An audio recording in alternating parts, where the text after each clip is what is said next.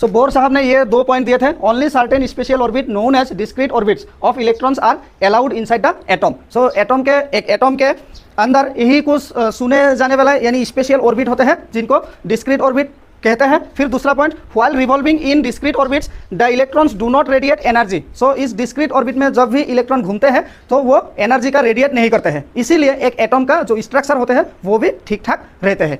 सो इन्हीं ऑर्बिट का नाम भी दिए थे नील्स बोर ने। सो क्या क्या नाम दिए थे वो देखते हैं।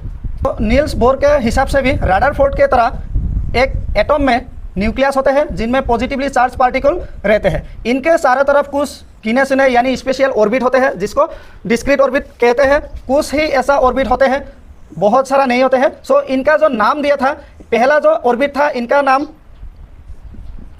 के या इसको इन ऑर्बिट को शेल भी कहते थे। इन ऑर्बिट को शेल भी कहते थे। सो पहला जो शेल या ऑर्बिट थे उनको के शेल कहा जाता था, फिर दूसरा एल, तीसरा एम, जो चौथा ऑर्बिट या शेल थे उनको